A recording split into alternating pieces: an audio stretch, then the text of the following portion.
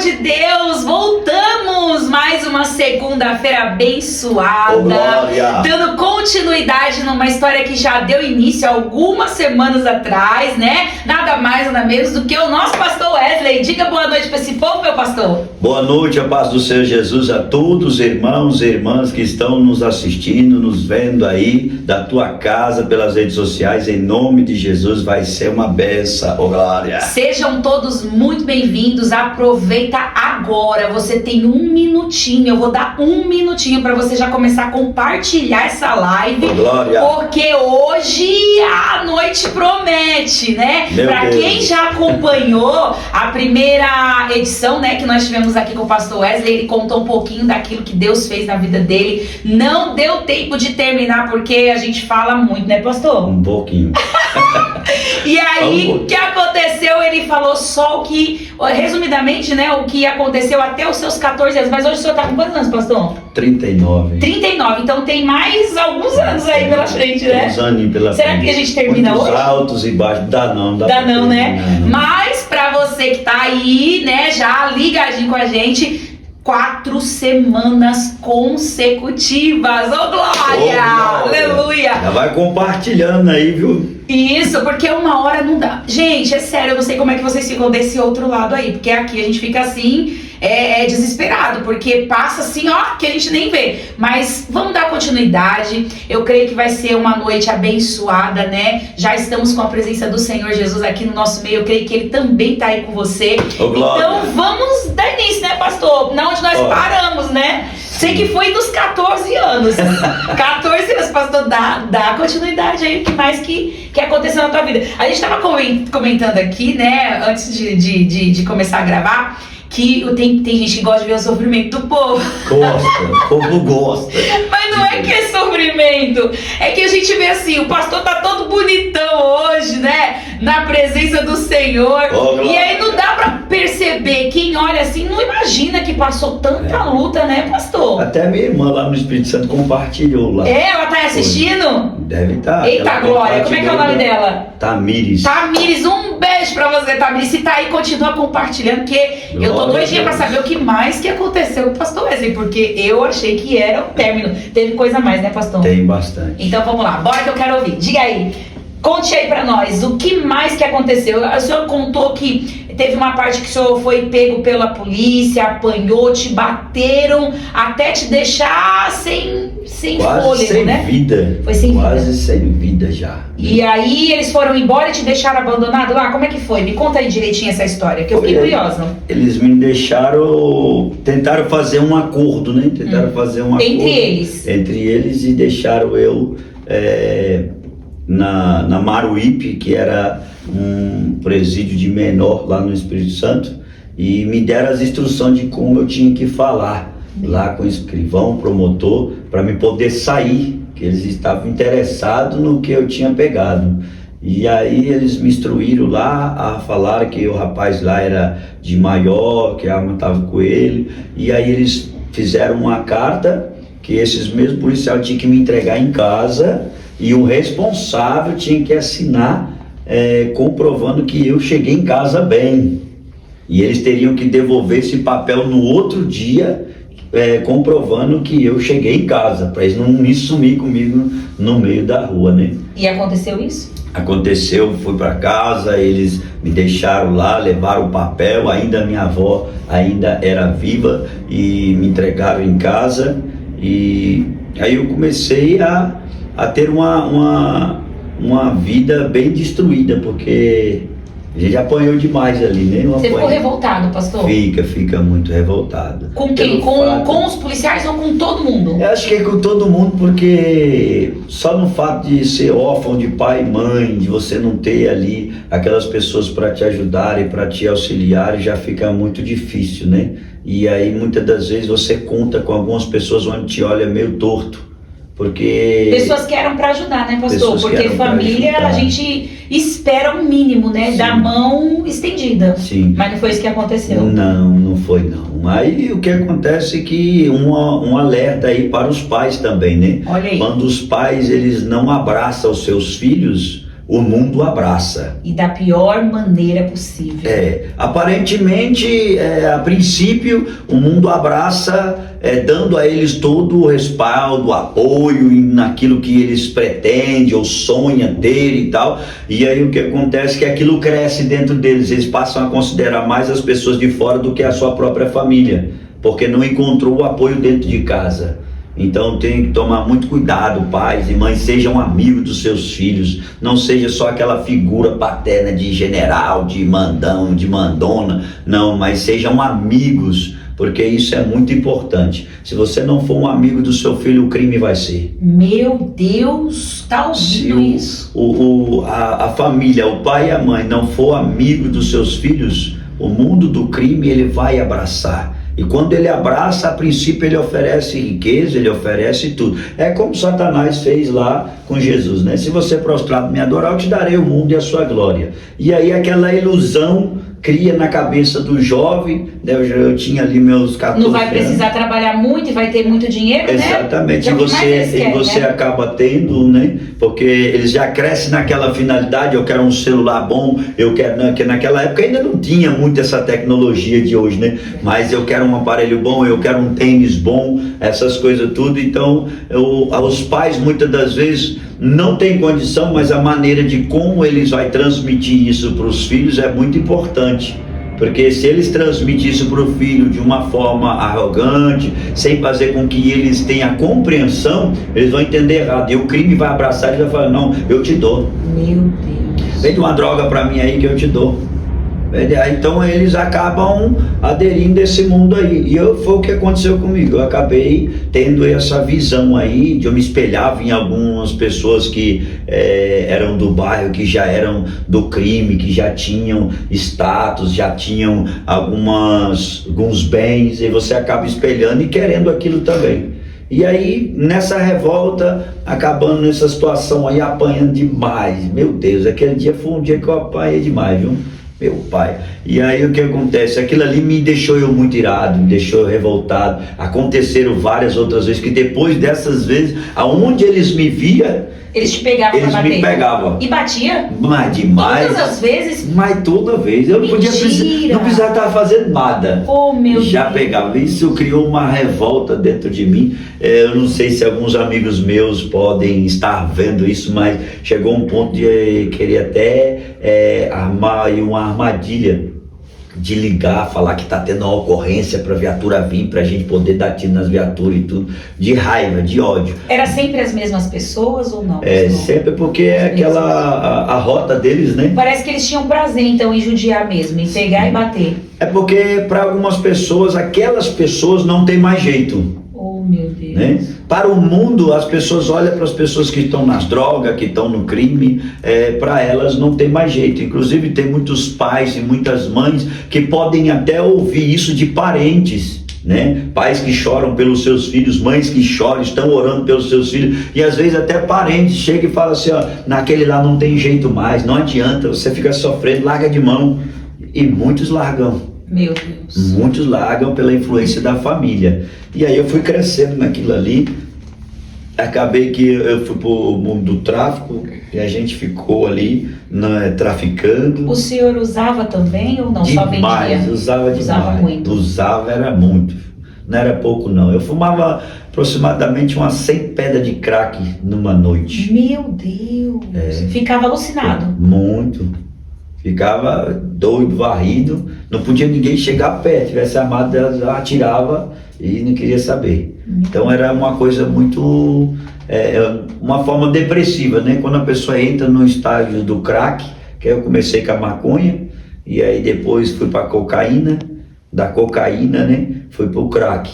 Mas eu já cheguei a ficar aí dentro de um barraco, eu lembro até hoje, lá na beira do rio, né? Na beira rio, lá no Vila Rica. Cheguei a ficar uns 3 dias dentro do barraco, só cheirando cocaína e bebendo cerveja. Mandava os menininhos buscar a cerveja e entrar dentro do barraco e só sair daí 3 dias sem comer nada, só cheirando. E aí quando saía parecendo um zumbi, com o olho lá na testa, estatalado, pisando dessa altura, e armado, e muitas das vezes as pessoas falavam, rapaz, vocês estão armados aí, a polícia vai chegar, nós não queríamos saber de nada, era eu e uma turminha, né? E aí o que acontece é que a coisa era feia, a gente vivia numa situação bem complicada, e tudo adolescente. Hoje eu vejo os adolescentes hoje, alguns, né, em meu redor, que eu olho assim e falo, graças a Deus que eles não estão entrando por esse caminho, mas tem muito se perdendo ainda, viu, pastor? Tem bastante. Porque a gente percebe que tem muitas mães que choram e pedem através de mensagens, né? Sabe que nós somos evangélicos e me ajudem em oração. É difícil, por isso que a gente traz mesmo histórias como essa, né? Para poder mostrar para a mãe que está pensando em parar, pensando em desistir, que ainda há uma esperança, né? Enquanto a vida há esperança, né? A gente não pode entregar, porque é isso que o inimigo quer, né? O abandono, abandonou a vida, o ser humano. Jesus disse assim, amai uns aos outros. Quando nós amamos ao nosso próximo, o inimigo quer que você deixe de amar o próximo. Ele está ali jogado, ele está destruído, você deixou de amá-lo, tá entendendo? Você vai estar levando ele à morte, tá entendendo? E é como se você também estivesse se matando, porque você deve amá-lo como você ama você mesmo. Então, se você vê o seu irmão cair no buraco, a Bíblia diz isso, e você não fala nada, se ele cair e levar a morte, o sangue dele é cobrado nas suas costas. Então é uma situação muito difícil, muito importante que nesse meio termo, viver nesse sofrimento, entrei numa depressão muito pesada, né? Tudo junto. Tudo junto. Meu Deus. Junto. É tráfico, pessoas querendo matar, pessoas querendo... como diz no mundo do crime, né? A crocodilagem, querendo arrumar aí as trairagens, levar você para alguns lugares para matar, para ficar com posições, coisas assim. E é muito difícil. Eu acabei chegando numa depressão muito pesada, que eu pedi até um menino lá para me matar, né? Tinha um menino lá que ele era sangue no olho mesmo, menino, você mandava ele fazia mesmo. E você pediu e ele E aí fez? eu chamei ele para um lugar lá, falei, tem um cara ali, vamos passar o cara. E ele foi comigo lá, e quando chegou lá, ele falou, cadê o cara? Eu falei, o cara é eu. Falei assim, dá 6 na minha cabeça aqui e desce o morro pro lado. Mentira. Aí ele pegou o revólver e jogou no chão e falou, você quer me matar? Eu falei, não, rapaz, eu quero que você me mate, eu não vou matar você não, o revólver tá na sua mão. Ele, não, você quer me matar, e desceu o morro correndo, desesperado, e eu fiquei ali pensando, falei, meu Deus, eu não tô prestando nem para morrer.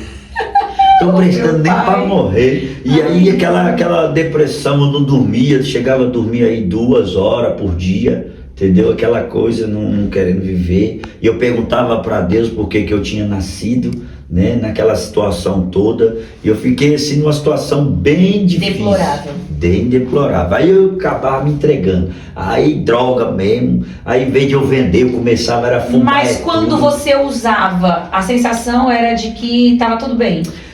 É isso?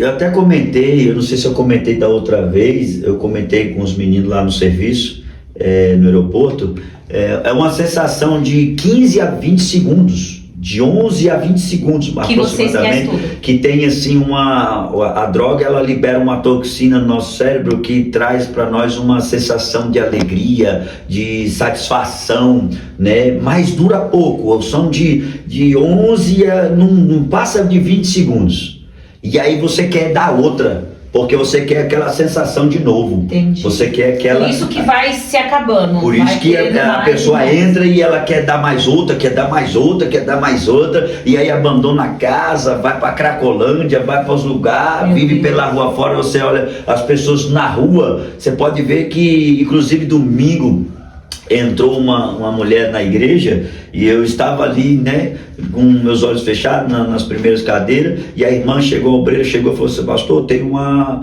mulher no banheiro. Eu falei, não, normal, né, mas ela tem muito tempo, e ela entrou com um cachimbo na mão. E eu falei, eu posso bater na porta? Sim, pode bater na porta. porque ela entrou na finalidade de fumar dentro do banheiro da igreja. Não tem mais nem respeito, né? Não tem vida. A vida delas, elas escutam, choram, mas eu já cheguei a ponto de entrar dentro de uma Cracolândia, aqui bem perto, aqui no Portugal, e as pessoas pediam socorro, misericórdia, puxando no cachimbo. Me socorre, me socorre, eu não aguento, me socorre, me ajuda, chorando, tremendo, entendeu? Então é um ponto que as pessoas, elas não têm um domínio, a cabeça já, entendeu? Já foi. É interessante o senhor tocar nesse ponto, nesse assunto, porque tem mães, é que nem eu falei, inclusive a semana retrasada mesmo, teve uma mãe que me procurou pedindo ajuda em oração, porque o filho dela chegou nela e falou: mãe, eu quero, mas eu não consigo.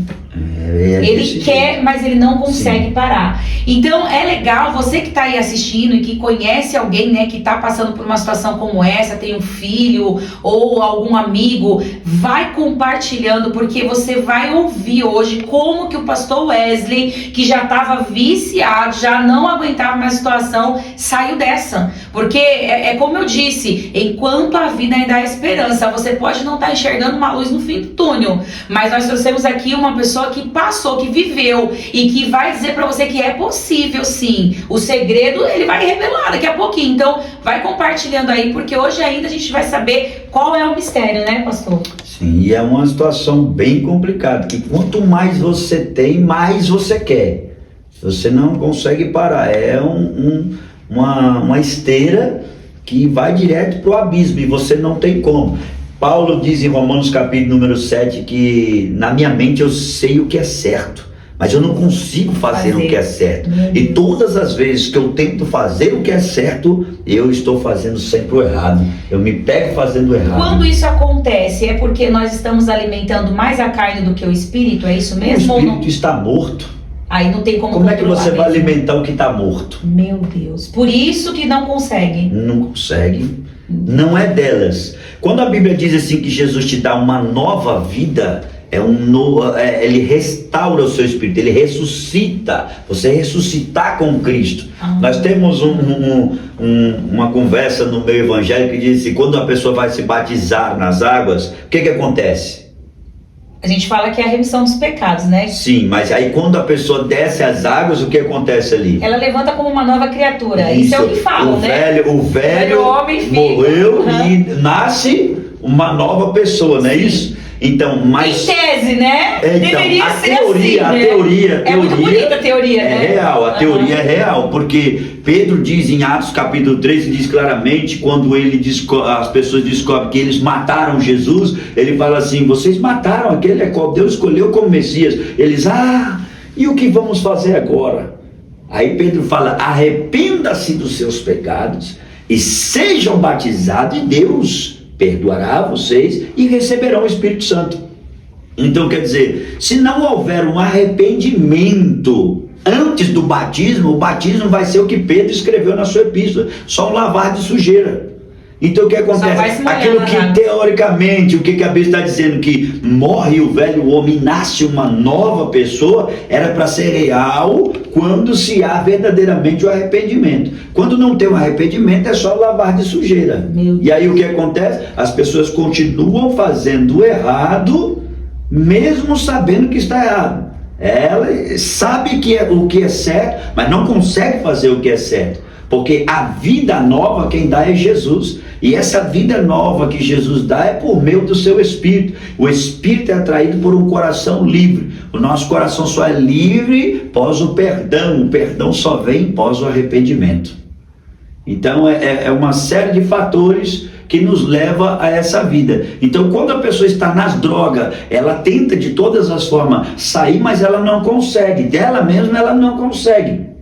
Pode colocar na clínica. É a única forma que as famílias têm é de colocar numa clínica. E quando uma clínica evangélica, eles têm aquela esperança que, né, no tratamento longe da sociedade, joga lá no meio do mato, longe da sociedade, com pessoas evangélicas, estão orando, lendo a palavra, eles criam aquela esperança que ele pode ali ser restaurado. Porém, o que acontece? Se pois o Filho do Homem não os libertar, não estará livre. Mas se o Filho do Homem vos libertar, verdadeiramente estarás livre.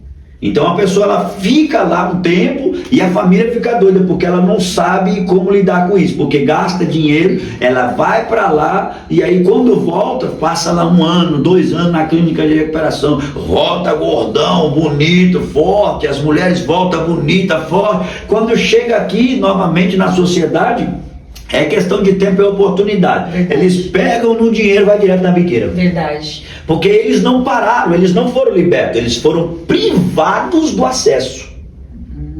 Eles foram privados do acesso. Entendeu? Então, quando eles tiverem o acesso e o dinheiro, eles vão lá. pra lá. Aí a família fica doida e não entende. Eu vou largar de mão, não vou. Mas não é a questão que eles querem. Em Efésios, forte, né? Efésios capítulo de número 2, versículo de número 2, nos diz que quando estamos mortos espiritualmente, o príncipe que governa os poderes do ar, ele controla a mente das pessoas que desobedecem a Deus. Então, quando o inimigo está controlando a mente daqueles que desobedecem a Deus, Ele faz o que quer. ele leva para onde quer. Meu Deus. Se ele está no controle Meu Deus. daquela vida, é ele que está coordenando, ele leva para cá, leva para lá. As pessoas muitas das vezes, eu não sei se você já ouviu ou já viu a pessoa falar assim, que falou algo, mas não era aquilo que queria falar. Muitas e acabou vezes. ofendendo, Sim. acabou machucando, Sim. e a pessoa até sofre também. Mas não era isso que eu queria falar, não era isso que eu queria fazer, porque não tem o controle. Meu Deus. Qual que é um dos frutos do Espírito Santo? Domínio próprio. Como que uma pessoa vai ter o domínio próprio sem o Espírito? Não tem como. Se ela não tem o domínio próprio, quem tem o domínio? Meu Deus. Então é por isso que Meu muitas pessoas, Deus. quando estão nas drogas, é muito complicado. E as pessoas não podem abandonar. Quando eu estava lá, as pessoas olhavam para mim e falavam, não, logo vai estar na esquina com a boca cheia de formiga. Não, isso aí não passa dos 15. Eles falavam, não vai passar dos 15. Né? Era a profecia do mundo, de acordo com aquilo que estavam vendo com os olhos físicos. Mas o que a Bíblia nos ensina? Nós não andamos por vista, mas andamos por fé. E a fé traz à existência aquilo que não existe aos olhos humanos. Olha só que coisa. Então, aquilo que aos olhos humanos está dado como perdido, a fé traz à existência aquilo. Se você está passando por uma situação a qual você acha que nunca vai acontecer na sua vida, a fé é o firme fundamento sobre aquilo que Deus falou. Não é um sonho. Não é você ter uma confiança em algo que Deus não falou. Tem muita gente que se ilude a respeito da fé, a respeito disso. Que eles não entendem. Eu tenho fé. Mas qual é a sua fé? A sua fé em quê? É baseada em quê? A fé é confiança inabalável em Deus e sua palavra. Aonde ela deve ser pautada, ela deve ser fundamentada somente em Deus e sua palavra. Se você tem fé naquilo que Deus não falou, é um sonho. Você pode sonhar que está rico e milionário. Quando você acordar, como é que você está? Igual. Do mesmo jeito, tá entendendo? Você não está rico e nem milionário. Então quer dizer, se você tem a fé, mas a sua fé é sobre aquilo que Deus está falando, então você pode ir firme. Quando Deus falou, Noé, faça a arca, porque eu vou mandar o dilúvio, ele fez a arca. Quando Deus falou, Abraão, saia da sua terra e vá para a terra que eu lhe mostrarei, farei de ti pai de uma grande nação. Abraão não estava confiando em suas deduções, em seus achismos, ele estava confiando naquilo que Deus falou, né? A palavra falada. Hoje nós temos ela escrita, mas antes ela falada. E hoje nós temos ela escrita. Alguns podem receber a revelação direta de Deus. E Deus fala para você, vá por aqui, você vai. Você não está confiando num sonho. Faça isso porque eu vou estar nesse negócio, eu vou abençoar, eu vou prosperar. Você vai. Então, nesse meio tempo, não abandone os seus filhos, esposo, esposa, que estejam passando por essa situação. Porque você abandonar, você está revelando que você não ama nem você mesmo.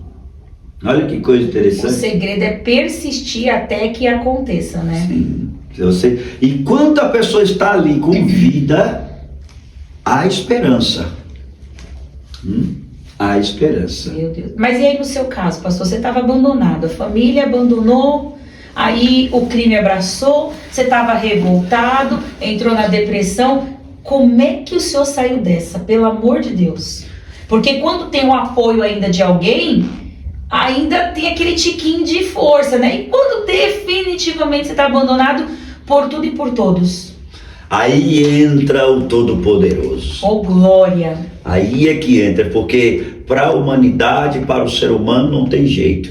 Mas a Bíblia diz assim: ainda que a mãe esqueça do filho que amamenta, todavia eu não esquecerei. Que lindo. Né?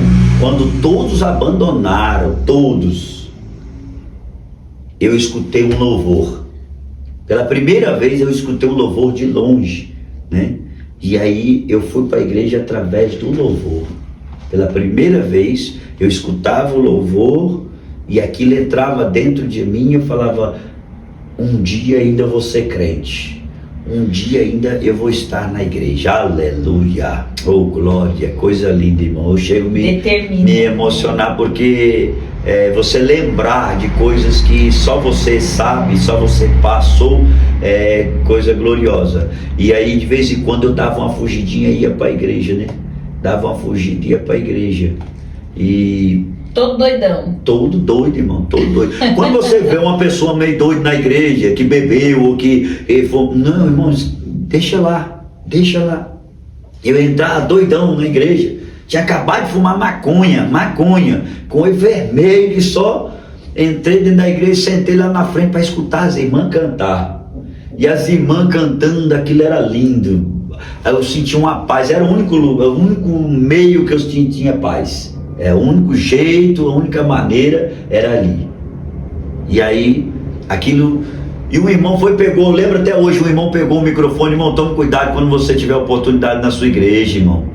Em nome de Jesus, tome cuidado. Principalmente as igrejas que gravam live, tome cuidado, porque às vezes tem uma pessoa que está em depressão assistindo, vai no Facebook, aí olha, talvez Deus tenha uma palavra para mim. Aí entra lá e de repente começa a falar coisas que não deve. Tome cuidado. Eu lembro que eu sentei na frente ali para mim ouvir o louvor, todo já quebrantado, e de repente o irmão pegou o microfone e falou assim: você acha que Deus está se agradando de você? Você entra da igreja doido de maconha, com os olhos vermelhos, e você acha que Deus vai se agradar disso? Aquilo era para mim arrebentar. Só que eu estava tão focado no louvor. Quando Deus quer te chamar, irmão, é uma coisa tremenda. Eu estava tão focado no louvor que eu ficava assim: ô infeliz, passa logo o microfone aí que eu quero ver as irmãs cantar, tá entendendo? Eu não ligava para que ele estava falando. Mas isso é muito perigoso, porque pode ser que a pessoa saia e não volta mais, entendeu? Aí eu comecei, eu aceitei a Jesus pela primeira vez. Depois no primeiro dia, eu até contei na outra vez, que eu aceitei, os irmãos, você aceitou? Eu falei: não aceitei, Jesus aceitou na hora, tá? E eu fiquei naquela ali, tudo, eu não entendi, porque todo mundo tava pulando, todo mundo tava alegre, mas eu continuei na minha vida. E o povo perguntando: mas se você aceitou Jesus, como é que você continua? Eu falei: eu aceitei Jesus, mas é que Deus que vai fazer a obra, né? E eu continuei naquela vida, e o inimigo não quer perder. Então todas as vezes que você colocar um propósito diante de Deus, você vai ver que ele vai tentar te prender você, para que você não continue. Ele vai tentar te brecar de todas as formas. E aí eu continuei, fui indo e parei. Não consegui, mas eu não ia para a igreja. O irmão falou: você não vai para a igreja? Eu falei: não, Deus quer fazer a obra. E eu continuava do mesmo jeito que eu estava, né? E aí o que aconteceu, que um dia, eu lembro até hoje, o presbítero Odaí, eu estava passando uma situação que tinha uma pessoa que era da narcótico e da homicídios, 2 policiais da civil, e eles queriam me pegar de todo jeito. Eu não sabia por quê, eles queriam me matar mesmo, né? E eu não sabia por quê. Quando eu cheguei no lugar, eles já tinham batido em algumas pessoas para dar a minha localização, e ninguém entregava onde eu estava, e eu não sabia de nada. E eu cheguei e eu falei: meu Deus, o que está acontecendo? Que eles estão querendo me matar e eu não sei de nada. Aí, de repente, esse presbítero daí, era conhecido nosso de infância, né? Ele falou assim: vamos ali comigo, Wesley. Vamos ali comigo, Caixinho. Vamos ali comigo, Caixinho. Fazer um negócio. Ele falou: fazer o quê? Vamos ali que eu vou fazer um serviço. Eu falei: eu vou lá trabalhar, rapaz. Aí ele falou: não, vamos ali comigo ali. Aí eu fui lá com ele. Não sei como, mas eu fui. Cheguei lá na casa de um pastor, lembro até hoje, lá em Flor do Campo.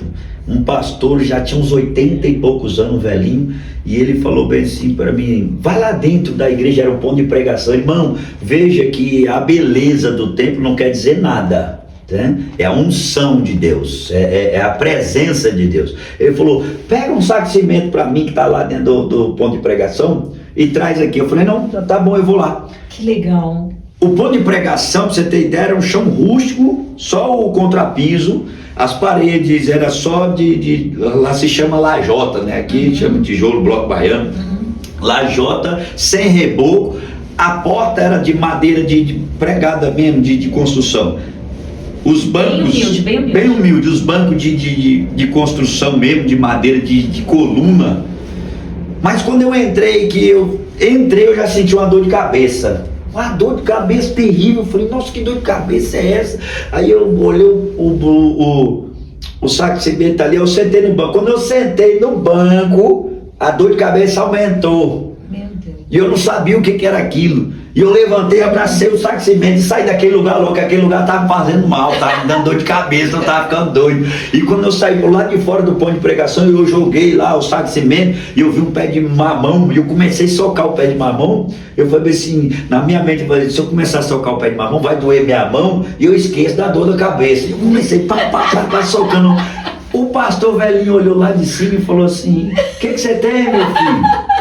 Ele falou: eu tô com uma dor de cabeça aqui, pastor, que eu não sei que negócio que ele foi. Só eu entrar ali dentro. Ele falou: vem aqui que eu já sei o que é. Uau. Quando eu subi lá em cima, que eu entrei no corredor, quando eu fui chegando no corredor assim, ó, no final do corredor ele levantou a mão, eu não vi mais nada. Quando ele levantou a mão, um senhorzinho de 80 e poucos anos, quando ele levantou a mão, eu já não vi mais nada. Quando depois eu acordei, eu estava no chão, com todo mundo me olhando assim, ó. Todo mundo me olhando ali. Eu falei: oxe, o que aconteceu? Me deram uma paulada, coisa assim. Eu pensei alguma coisa. Eu falei: o que aconteceu aqui? Por que eu estou no chão? Aí ele falou: não, você estava com um espírito mau, você estava com um demônio perigoso. Eu falei: demônio, tira esse negócio aí. E aí ele orou por mim, e aquele momento ali ele fez um apelo para mim. Irmão, foi a primeira vez que, assim, foi a primeira vez que eu tive vamos dizer assim, uma experiência bem, vamos dizer assim, profunda. Que quando ele fez o apelo para mim, eu escutei uma voz, e a voz falava bem assim: calma aí que eu vou te buscar no meio do caminho. Espera só mais um pouco. E ele fazendo um apelo. E aquela voz falando: eu vou te buscar no meio do caminho, eu vou te buscar no meio do caminho. Aí eu falei assim, eu pensei: os crentes falam que tem que aceitar Jesus para ir para o céu. E essa voz está falando que vai buscar no meio do caminho. Então peraí, vai dar certinho. Eu aceito Jesus agora e ele me pega no meio do caminho. Vai dar certinho, já me leva logo. Tá tudo certo, que eu já estava vivendo uma vida depressiva, já estava querendo a morte e tudo. Eu falei: deu certinho, estourei.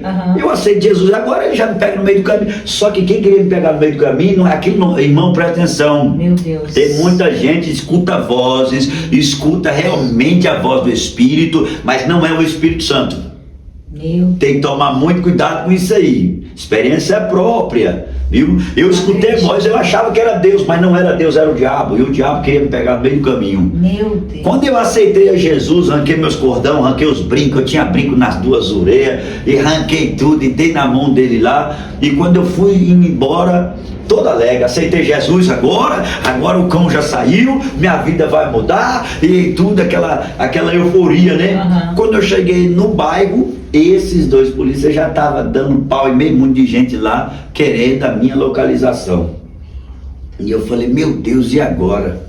E o pessoal falava assim: rapaz, estou te procurando. Mas só que eu estava numa alegria tão grande que eu não estava nem ligando para isso. Eu falei: meu irmão, não quero nem saber, eu aceitei Jesus, agora sou de Deus.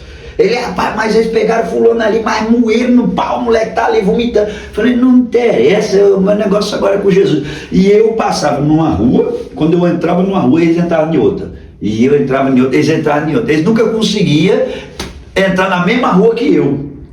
Aí quando eu cheguei em casa, fui pra casa. Ele falou: rapaz, esse cara vai... Eu falei: eu não tô nem aí não, meu irmão. Oxi, ninguém queria ficar perto de mim, porque sabia que os caras estavam atrás de mim e estavam rodando no bairro. E aí eu fui pra casa. Eu cheguei em casa todo alegre, que eu tinha aceitado de Jesus. E quando eu tô lá, rapaz, na pia, lavando a mão, escutei um barulho. Então, que é a da viatura, né? Quando eu escutei o barulho da viatura, eu olhei por cima do muro, eu vi só a numeração da viatura por cima, assim, ó. Aí eu pulei pelo muro do vizinho dos fundos e corri. Eles invadiu com tudo e não conseguiu me pegar. E eu fiquei sem entender por que eles estavam atrás de mim. Com isso, eu fui para a vizinha, por que eles estão atrás de você? Eu não sei.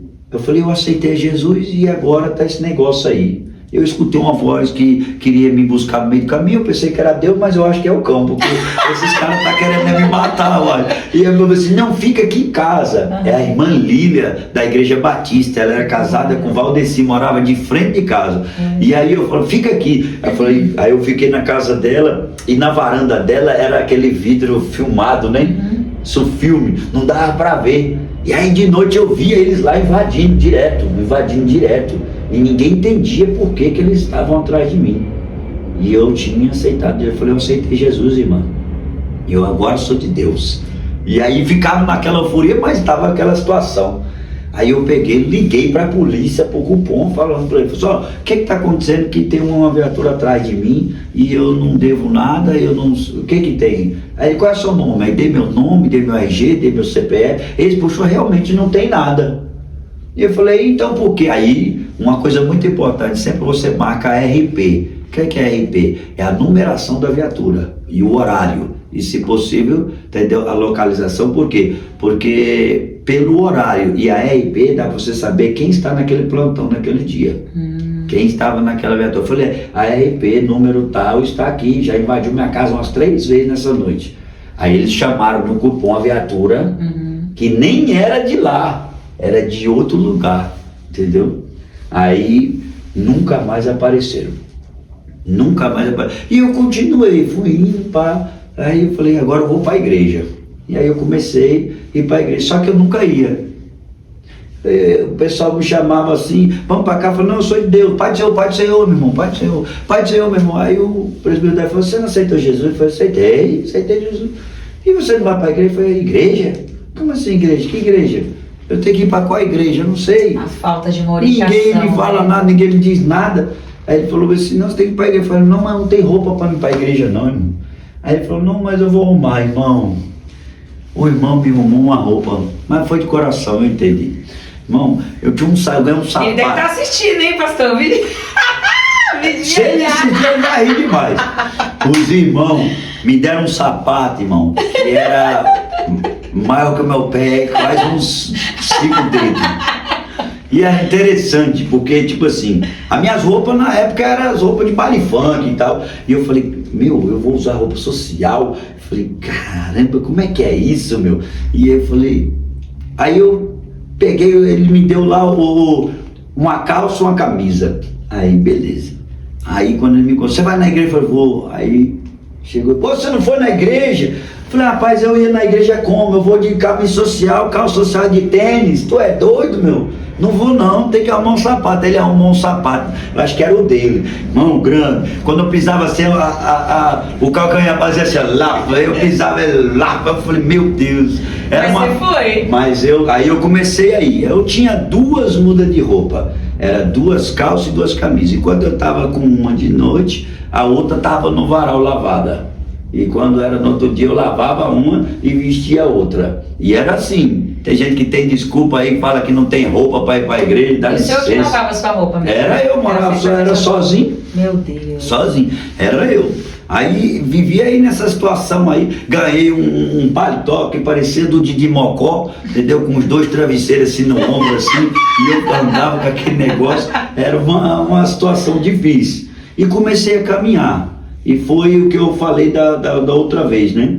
Comecei a caminhar e eu vi o irmão expulsando demônio, porque demônio eu só ouvi falar que quando eu caí. Mas aí depois eu vi eles orando e tal, e eu quis aquilo lá. Você começou a ficar frequente no culto? Comecei a ficar frequente no culto, mesmo com 2 mudas de roupa. E aí eu queria aquele negócio, aquele poder, aquela autoridade.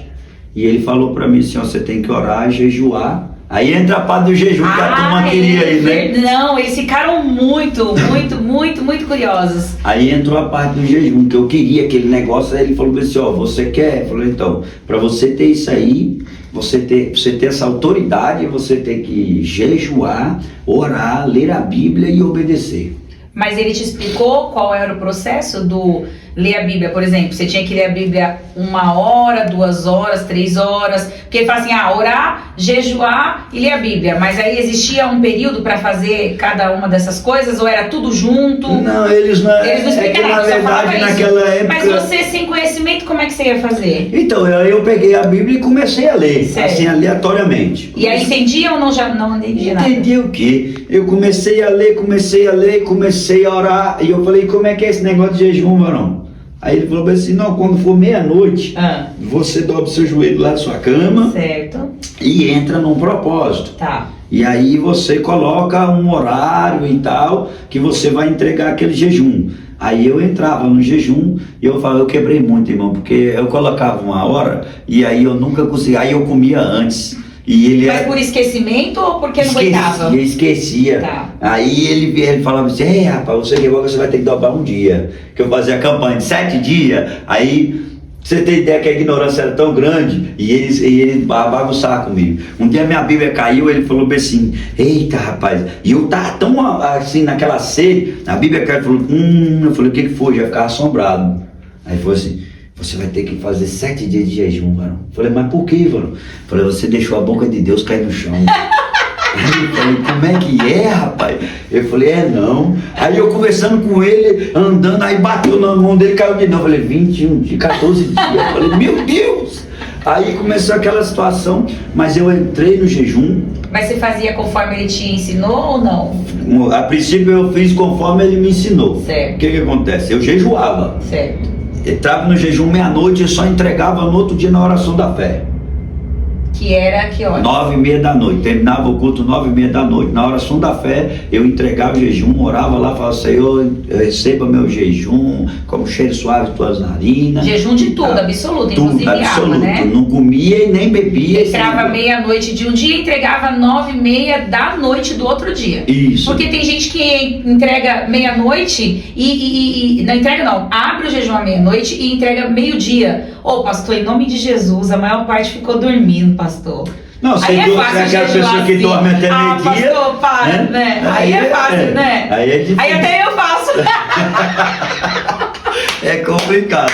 Mas aí eu comecei a ler a Bíblia. Só que tem um negócio, irmão. A Bíblia ensina você a ler a Bíblia, saber disso? Não. Sim. Sério? Em Salmo 119, leia o Salmo 119, irmão, é benção. Salmo 119 diz que é para nós recitarmos as palavras do livro em voz alta. Para poder gravar, né? E aí eu aprendi que se você estiver lendo de forma narrada, em voz alta, você vai para um canto sozinho, você começa a ter uma melhor compreensão e você começa a se colocar dentro do cenário. E aí eu comecei a fazer isso, eu ia para o monte, ficava lá no monte o dia inteiro, tá entendendo? Então eu acordava pela manhã, lia um trecho dessa mesma forma, e aí eu ia para o Espírito falar assim comigo, vá para tal lugar, e eu ia. E eu ia para tal lugar e chegava lá, começava a orar pelo povo e o povo começava a cair. Eu não entendia nada a princípio, inclusive na primeira vez que eu recebi uma revelação, irmão, quase que esse presbítero que eu veio para Jesus desviou. Ele ficou abatido. E um pastor lá, ele ficou abatido, ficou abalado. O pastor que era da igreja que depois eu dirigi, bem novinho, sem ter estrutura nenhuma, misericórdia, irmão. O povo a ignorância é grande demais, grande demais. Os irmãos orou, o presbítero orou, o pastor orou, e de repente uma voz falava assim, ore por ela, ore por ela. Eu escutava aquilo dentro de mim, escute bem. Tem pessoas que falam, eu escutei.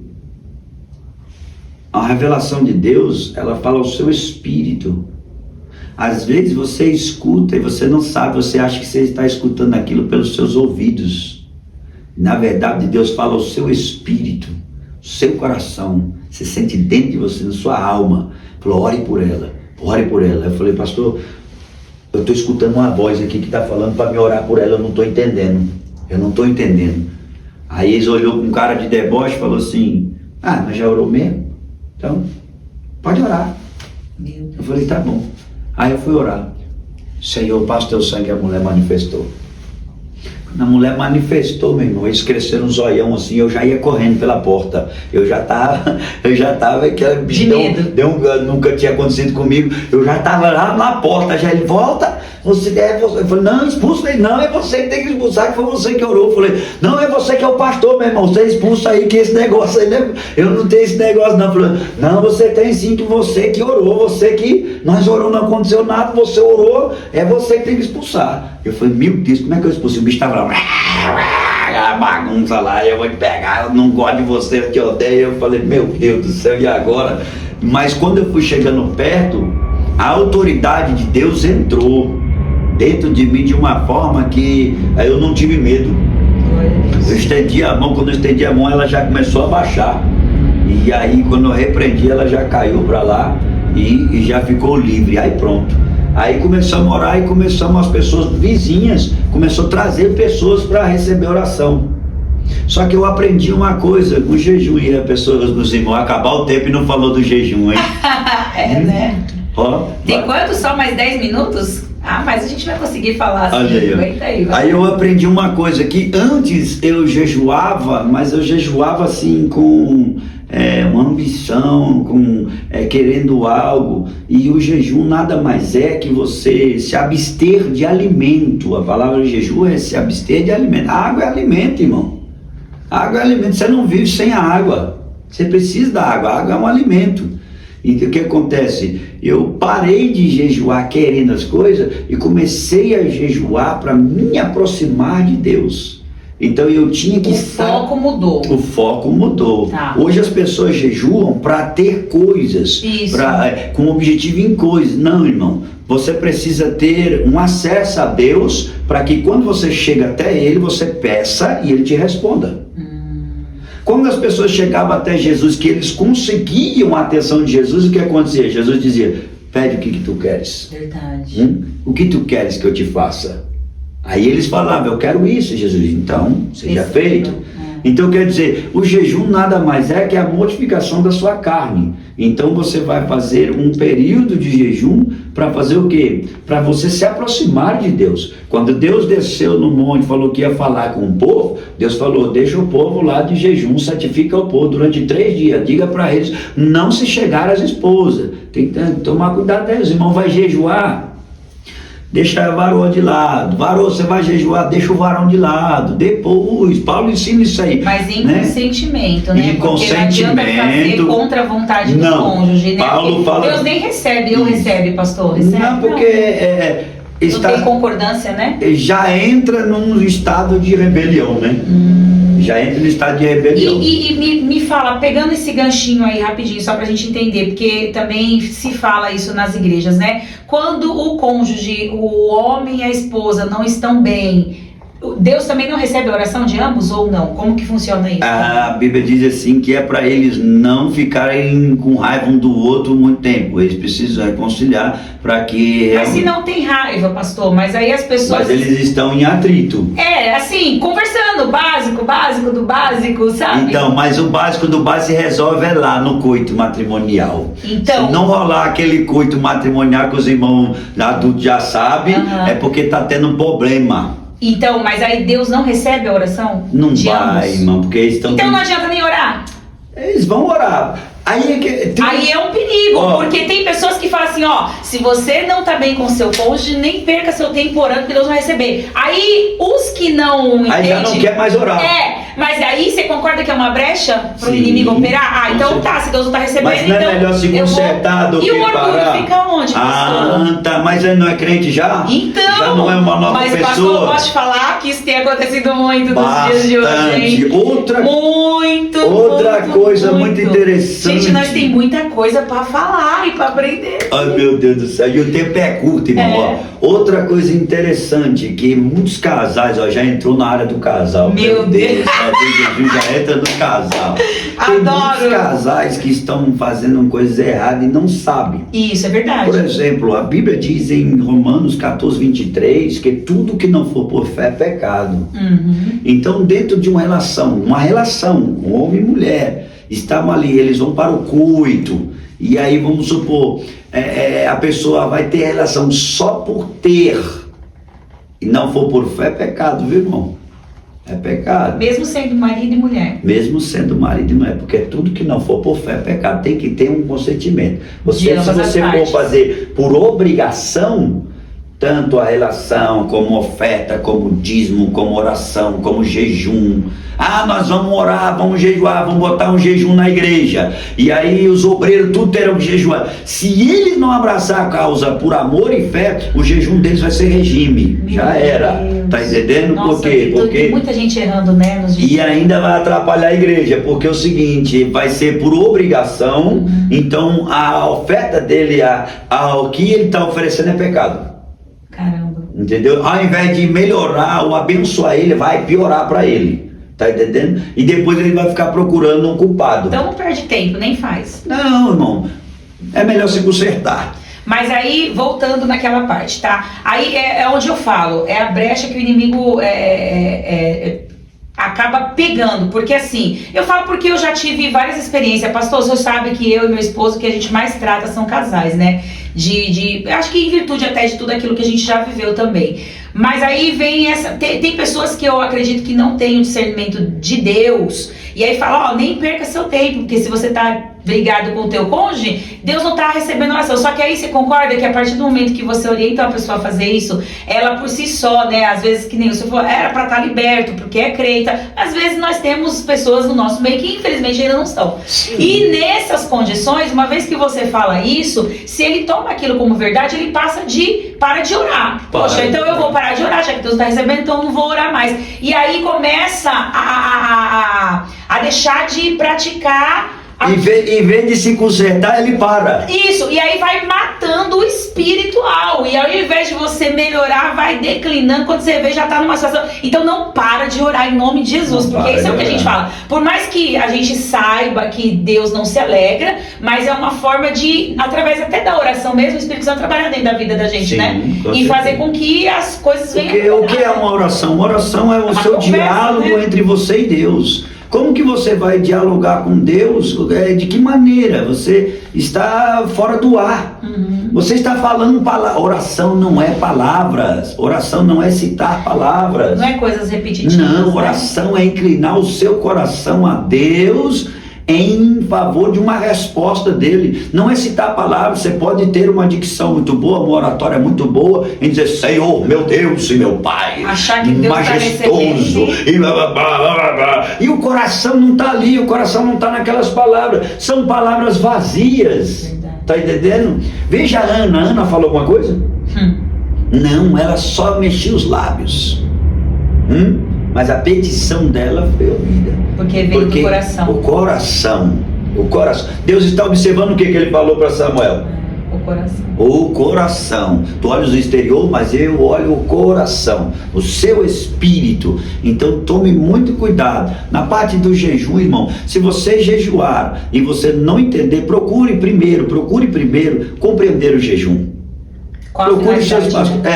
Quando perguntaram por que os discípulos de João jejuam, dos fariseus jejuam, e os seus discípulos não jejuam, o que Jesus falou primeiro? Olha a pancada, é certeira, hein, na veia, hein? Olha a pancada. Jesus falou que não se remenda o pano velho no pano novo. Não se pode colocar um vinho novo num odre velho, porque se você remenda um pano novo em um pano velho, vai se rasgar a costura. Se você coloca o vinho novo num odre velho, a velha pessoa, o vinho vai estourar e vai ser desperdiçado. Então o que Jesus falou? Jesus mandou jejuar. Por quê? Porque Jesus sabia que eles não estavam transformados ainda. Você quer jejuar, mas você não está transformado, você não perdoa, não obedece seus pastores, não consegue viver a palavra, não guarda ressentimento, guarda mágoa, não consegue viver. Irmão, o que você está fazendo na igreja? Meu Deus, olha aí. O que você está fazendo na igreja? Olha o perigo. Tá perdendo tempo. Tá fazendo jejum para emagrecer, para ficar esbelto. O que os artistas fazem, o intermitente. Meu Deus. Então fica difícil. Tome muito cuidado. Então, assim, o segredo, porque a gente precisa finalizar, porque já tem gente aqui falando, acabou, mas tem um minutinho a gente vai resumir, ó. O segredo para você se dar bem no jejum, para ter uma conexão com o Senhor, é você primeiro ser transformado. Não é isso? Exatamente. É isso? Então, assim, se conserta, aprenda a perdoar, aprenda a estender a mão, aprenda a amar o próximo como a ti mesmo, não é isso? Então, assim, ó, semana que vem, na próxima segunda, a gente vai iniciar assim, né, pastor? Vamos combinar assim. desse jeito? Meu Deus. A gente vai iniciar falando como você deve se portar para então iniciar o jejum e receber a intimidade, né? Isso. É isso, pastor? Tô certa? No caminho certo? Tá no caminho. Então, se você tá aí assistindo e tá. Hoje era pra ter falado, mas é muita coisa, não É dá? muita pouco coisa, tempo, mas gente, isso aí a gente entenda. vamos seguindo aí, nós vamos falando de jejum e vamos seguindo, Sim. porque foi as experiências que eu vivi ali, Exato. tá entendendo? E se o pastor Wesley venceu, você também pode vencer. Então não fique pensando que pra você acabou. Não, ainda há uma esperança. A tua Glória. vida pode ser mudada. O inimigo, o diabo, sei lá, toda essa terceira parte aí do céu que desceu, pode estar tentando destruir e acabar com a tua vida, mas a última palavra ainda vem do alto. Aleluia. Não vem do homem, vem do alto pra tua vida. Então, segunda-feira, fica ligadinho com a gente às 8 horas. Não perca. Estaremos ao vivo na transmissão, tirando as suas dúvidas, Ô, tá Glória. bom? Com o pastor Wesley na área, hein? Um homem que sabe muito, porque viveu na íntegra, tá bom? Então aqui nós temos uma pessoa que não vai dar um suporte somente na teoria, mas também na prática, porque ele viveu isso, né, pastor? Amém. Então vamos nos despedir deles? Vamos. Diga tchau aí, em nome de Jesus. Tchau, a paz do Senhor Jesus. Deus abençoe. Bora! Segunda tem mais. Em nome de Jesus, não perca, tá bom? 8 horas da noite, segunda-feira, estamos aqui te esperando. A paz, Senhor Jesus, um beijo. Ô, Glória!